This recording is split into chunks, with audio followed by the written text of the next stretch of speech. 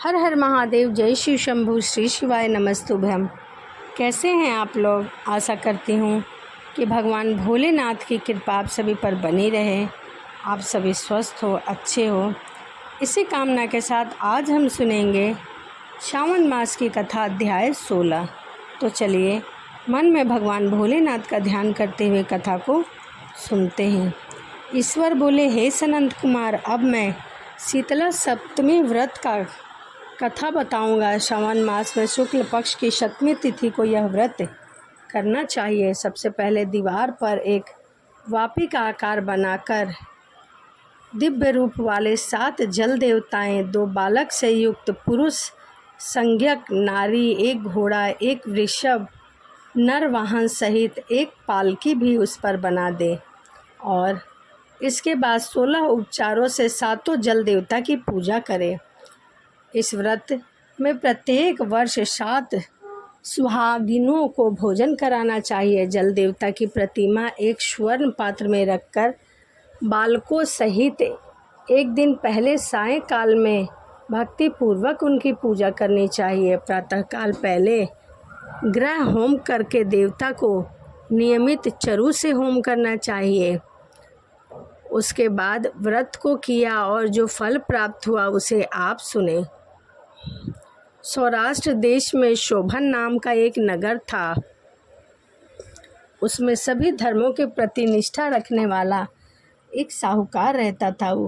उसने जल रहित एक अत्यंत निर्जल वन में बहुत पैसा खर्च करके शुभ तथा मनोहर सीढ़ियों से युक्त पशुओं को जल पिलाने के लिए सरलता से उतरने चढ़ने योग्य दृढ़ पत्थरों से बंधी हुई एक लंबे समय पर टिकने वाला एक बावली बनवाया। उस बावली के चारों ओर थके हुए राहगीरों के विश्राम के लिए अनेक प्रकार के वृक्षों को शोभमान एक बाग लगवाया। लेकिन वह बावली सूख रही है और उसमें एक बूंद भी पानी नहीं आ रहा। साहूकार सोचने लगा कि मेरा प्रयास तो व्यर्थ हो गया, इतना धन खर्च किया। इसी चिंता में विचार करता हुआ वह साहूकार रात को सो गया। जब वह रात्रि में उसके स्वप्न में जल देवता आया और उन्होंने कहा, हे साहूकार, जल के आने का उपाय तुम सुनो। यदि तुम हम लोगों के लिए आदरपूर्वक अपने पौत्र की बलि दो तो उसी समय तुम्हारी यह बावली जल से भर जाएगी। यह सपना देख साहूकार ने अपने पुत्र को बताया। उसके पुत्र का नाम द्रविण था और वह धर्म कर्म में आस्था रखने वाला था। वह कहने लगा, आप मुझे जैसे पुत्र के पिता हैं, यह धर्म का कार्य है। इससे आपको ज़्यादा विचार नहीं करना चाहिए। यह धर्म ही है जो स्थिर रहेगा और पुत्र आदि सब नरवेश हैं। अल्प मूल्य के महान वस्तुएं प्राप्त हो रही है, अतः आप इस कार्य को जरूर करें। इनमें शीतानु नामक जो ज्येष्ठ पुत्र है, उसकी बलि बिना कुछ विचार किए आप दे दे। पिताजी घर की स्त्रियों को यह रहस्य कभी ना ज्ञात होना चाहिए। उसका उपाय यह है कि जब मेरी पत्नी गर्भ से है और उसका प्रसव काल भी निकट है, इसके लिए वह अपने पिता के घर जाने वाली है। छोटा पुत्र भी उसके साथ जाएगा। हे तात, उस समय यह कार्य आप अवश्य करें। पुत्र की यह बात सुनकर पिता अत्यधिक प्रसन्न हुआ और बोला, हे पुत्र, तुम धन्य हो और मैं भी धन्य हूँ कि मैंने तुम्हारे जैसा पुत्र पाया है। इस बीच सुशीला के घर से उसके पिता का बुलावा आ गया और वह जाने लगी।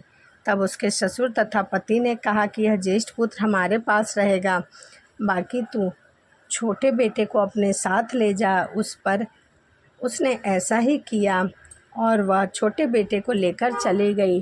बाद में पिता पुत्र ने उस बालक के शरीर में तेल का लेप किया और अच्छी प्रकार से स्नान कराकर सुंदर वस्त्र और आभूषण अलंकृत करके शतभिषा नक्षत्र में उस प्रसन्नतापूर्वक बावली के तट पर खड़ा किया और कहा कि बावली के जल देवता, इस बालक के बलिदान से आप प्रसन्न हो। उसी पर वह बावली अमृत तुल्य हो गई। सुशीला ने अपने घर में तीसरे पुत्र को जन्म दिया और 3 महीने बाद अपने घर जाने को निकली। मार्ग में आते समय वह बावली के पास पहुंची और उस बावली को जल से भरा हुआ देखा तो उसे बहुत आश्चर्य हुआ। उसने उस बावली में स्नान किया और कहने लगी कि यह मेरे ससुर के परिश्रम का धन्य है जो कि सफल हुआ।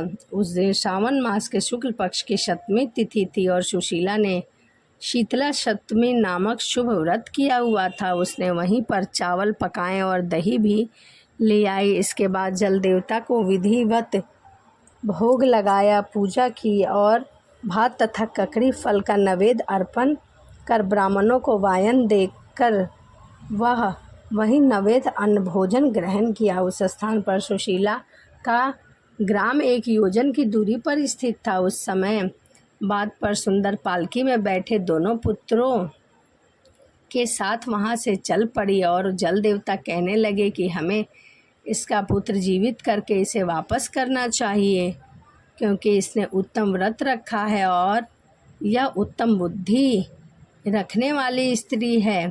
पहले उत्पन्न पुत्र को यदि हम ग्रहण किए तब हमारी प्रसन्नता का फल ही क्या होगा। बाहर निकलकर वह पुत्र माता माता पुकारता हुआ अपनी माता के पीछे दौड़ पड़ा। अपने ज्येष्ठ पुत्र का ऐसा शब्द सुनकर वह मुड़कर देखी और अपने पुत्र को देखकर बहुत आश्चर्यचकित हुई। उसने अपनी गोद में बिठाकर उसका माथा चूम लिया और अपने मन में सोचने लगी कि यदि इसे चोर उठा ले गए थे तो आभूषण से युक्त यह वापस कैसे लौट आया। चोरों ने तो कुछ भी नहीं चुराया है। इस प्रकार सुशीला सोचती रही। वह नगर के द्वार पर पहुंची तब लोग कहने लगे कि सुशीला आई है। यह सुनकर वह पिता अत्यंत चिंता में पड़ गए कि वह अपने ज्येष्ठ पुत्र के बारे में पूछेगी तो हम क्या जवाब देंगे। तब ज्येष्ठ बालक को सुशीला के पास देखकर ससुर और पति घोर आश्चर्य में पड़ गए। वह कहने लगे कि यह शुचि स्मित इसमें कौन सा पुण्य कर्म किया है, कौन सा व्रत किया है। तुम पतिव्रता हो, धन्य हो, पुण्यवती हो। इस शिशु को मरे हुए 2 महीने बीत चुके हैं, फिर भी तुमने इसे प्राप्त कर लिया है। इसे बावली के जल देवता से परिपूर्ण है।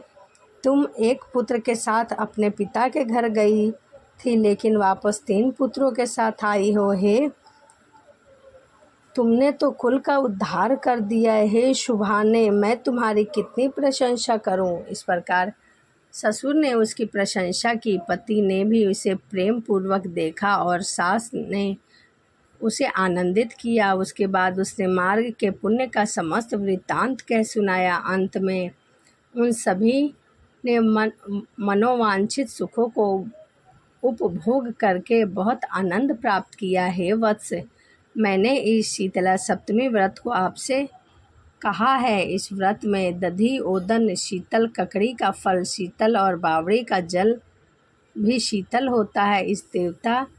यह देवता भी शीतल होते हैं। अतः शीतला सप्तमी का व्रत करने वाले 3 प्रकार के तपों के संताप से शीतल हो जाते हैं। इसी कारण से यह सप्तमी शीतला सप्तमी के नाम से विख्यात हुई है। श्री स्कंद पुराण के अंतर्गत ईश्वरीय सनंद कुमार संवाद में श्रावण मास महात्म्य में शीतला सप्तमी व्रत कथन नामक 16वां अध्याय पूर्ण हुआ। तो यहीं सावन मास की कथा अध्याय 16 यहीं समाप्त होता है। तो चलिए